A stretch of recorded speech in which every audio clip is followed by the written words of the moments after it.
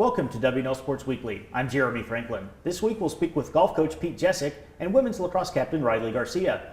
But first, a quick look back at the weekend in Washington and Lee athletics.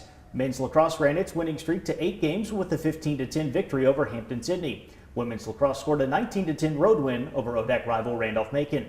Riding placed 4th at the ODAC Championship, where Randolph won the team title. Women's tennis fell 6-3 on the road against number 9 Carnegie Mellon, while men's tennis picked up a 9-0 home win over Hampton-Sydney. Baseball dropped both games of a home doubleheader against 10th-ranked Randolph-Macon, losing 10-5 and 8-1. At Christopher Newport's Blue and Silver Challenge, Kaylee Hinton led women's track and field by placing first in the 400-meter hurdles, while Drew Preka and Shep Sims paced the men's team with event wins. Women's golf placed second at the UC Santa Cruz Spring Invite, and men's golf tied for second at the snow-shortened Hershey Cup. Joining me now is golf coach Pete Gyscek. Pete, welcome back to the show. Hi, Jeremy. Good to see you. The Generals normally compete against teams from this part of the country, so what was the experience like for the women to go out and face some different competition out at UC Santa Cruz? Yes, California was a special trip for my 3 seniors. Getting a chance to go out there and play and compete against and compete well against the #1 team in the country, George Fox, was a good gift. Also, it came about a little bit because this is the only tournament in the country for this week. Being Easter week, we need to play because we're going to go offline here for 10 days with finals. We had to find a tournament, and lo and behold, it was in California. The women are currently ranked 10th in Division III. The men sit at number 12 in the country. How have the Generals performed during the regular season? Yeah, both teams played great in the fall. It really did. Both in the top 10, they did everything that they wanted to do. Coming out of the halftime and into the spring, the women's team has come out playing pretty well. They had one hiccup 2 weeks ago. They didn't play too well down in Jekyll Island, but they bounced back really well in California. On the men's side, they've struggled a little bit to get started. Brian Pesey, Luke Farley, Sean Paloyo, they've played great. They really have. We're struggling to find the 4th and 5th score, and that's super important this time of the year. Next up is the ODAC Championship, which will take place in Greensboro later this month. What's the scouting report on the conference on the women's side? Yeah, on the women's side, if we play our game, the other teams there are going to have to play their best rounds of the year to beat us, but we need to be prepared.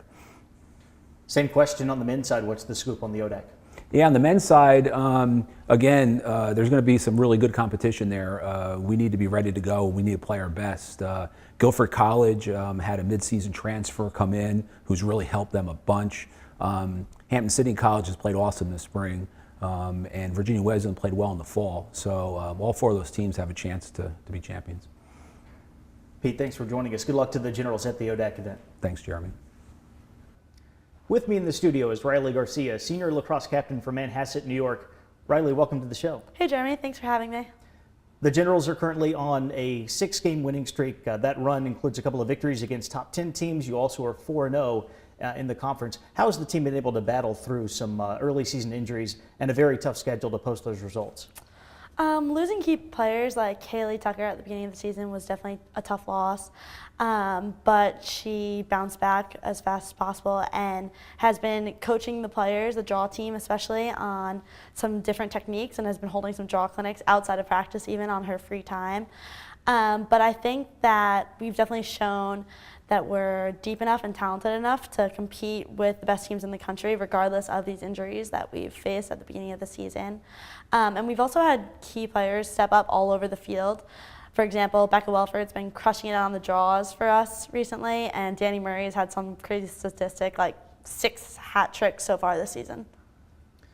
You anchor a defense that features a lot of first years and sophomores seeing some major minutes. With so many young players around you, how do you approach your leadership role? We have extremely talented freshman and sophomore classes this year, and they definitely push us upperclassmen daily in practices.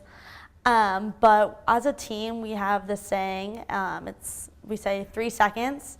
So if someone makes a mistake on the field, we remind them 3 seconds. So you basically have 3 seconds to reflect on the mistake, but then you have to shrug it off and keep playing as if nothing ever happened, like you never made that mistake.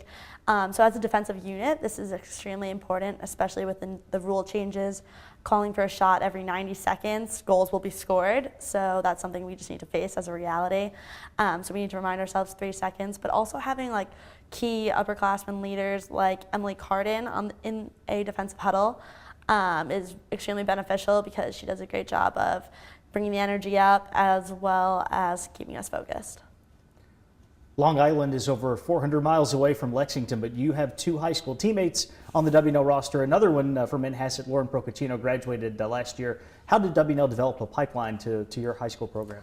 Manhasset Lacrosse has a strong history of being a top program in the country at the high school level for both boys and girls lacrosse.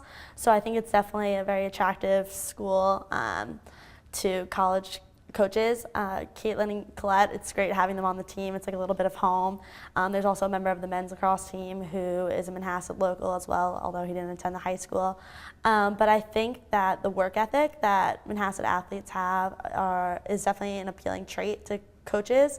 I know I can't speak for the others, but I know on the flip side of that, coming to W&L was extremely attractive to me because I saw the work ethic not only on the field of the athletes on my visit, but also in the classroom and how dedicated students were to their student athletes were to both aspects of campus life.